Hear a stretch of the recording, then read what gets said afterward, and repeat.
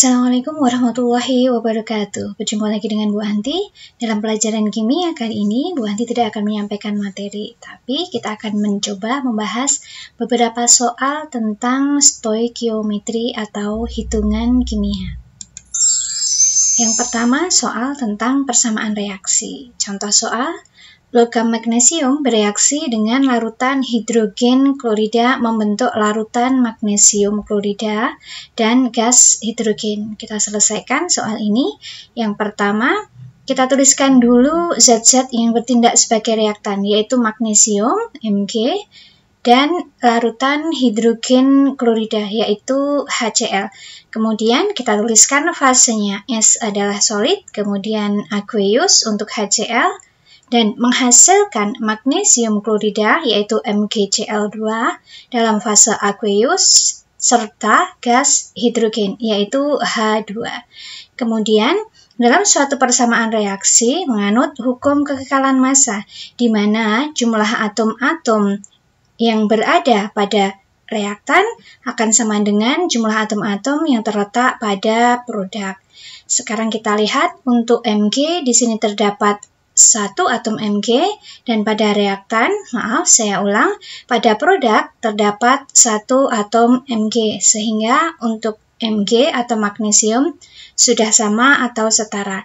Sedangkan kita lihat untuk atom hidrogennya, pada reaktan awalnya hanya terdapat 1, kemudian pada produk terdapat 2 atom hidrogen sehingga kita meletakkan koefisien 2 di depan zat HCl atau molekul HCl, sehingga persamaan reaksi setaranya adalah Mg ditambah dengan 2 HCl menghasilkan MgCl2 ditambah dengan H2. Kemudian contoh soal berikutnya berkenaan dengan hukum Gay-Lussac dan hipotesis Avogadro. Sebanyak 2 liter gas etena, yaitu C2H4, dibakar sempurna menghasilkan gas karbon dioksida dan uap air.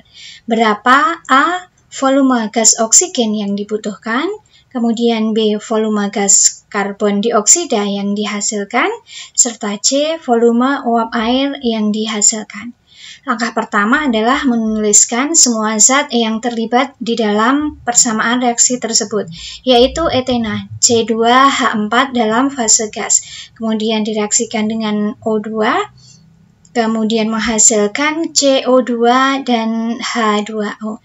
Adapun untuk persamaan reaksi setaranya adalah C2H4 ditambah dengan 3O2 menghasilkan 2CO2 ditambah dengan 2H2O. Sekarang kita cari untuk soal yang pertama, yaitu volume gas oksigen yang dibutuhkan. Dari hukum Gay-Lussac dan hipotesis Avogadro diketahui bahwa perbandingan gas-gas yang bereaksi adalah sama dengan perbandingan koefisiennya. Sehingga di sini bisa kita lihat bahwa koefisien etena adalah 1, koefisien oksigen adalah 3, kemudian koefisien CO2 atau karbon dioksida adalah 2, sedangkan koefisien H2O-nya adalah 2. Kemudian pada soal sudah diketahui bahwa etenanya berjumlah 2 liter. Sehingga dari sini kita bisa membandingkan bahwa dari etena yang mempunyai koefisien 1 terdapat 2 liter gas etena, sehingga kita bisa mencari untuk volume O2, yaitu 3 dibanding 1. 3 ini adalah koefisien dari oksigen dan 1 adalah koefisien dari C2H4. Kemudian kita kalikan dengan volume gas yang diketahui, yaitu etena 2 liter. Sehingga dari sini diperoleh bahwa gas oksigen yang diperlukan adalah 6 liter. Kemudian untuk gas karbon dioksida yang dihasilkan, karena karbon dioksida di sini mempunyai koefisien 2, kita bandingkan dengan koefisien etena, yaitu 2 dibanding 1, kita kalikan 2. Sehingga diperoleh gas karbon dioksida adalah 4 liter. Kemudian di sini karena H2O-nya mempunyai koefisien 2, maka di sini kita kalikan 2, yaitu 2 koefisien dari H2O, kemudian kita kalikan dengan 2 liter dari volume gas yang diketahui, sehingga diperoleh untuk volume uap airnya adalah 4 liter. Kemudian, contoh soal berikutnya. Hitunglah mol zat di bawah ini. Yang pertama adalah mol zat 4,8 gram magnesium, dan yang kedua adalah mol gas dari 11,2 liter gas SO3 diukur pada kondisi standar.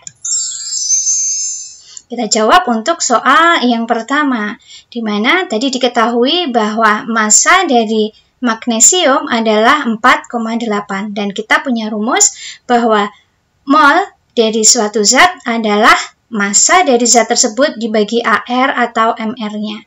Sehingga di sini dapat kita cari bahwa mol dari magnesium ini adalah massa magnesium dibagi dengan AR-nya, yaitu 40. Saya ulang, 4,8 dibagi dengan 24, sehingga diperoleh mol Mg atau magnesium adalah 0,2 mol.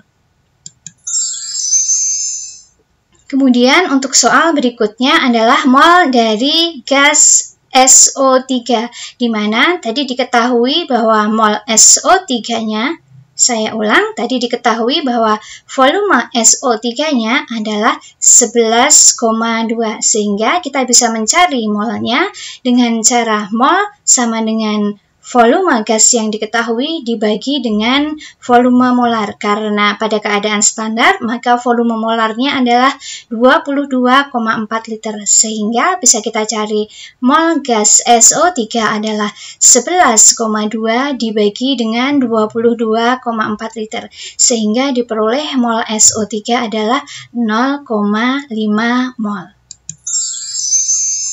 Nah, demikian tadi pembahasan soal kita tentang stoikiometri. Sampai di sini dulu, sampai jumpa di video Bu Anti selanjutnya. Wassalamualaikum warahmatullahi wabarakatuh.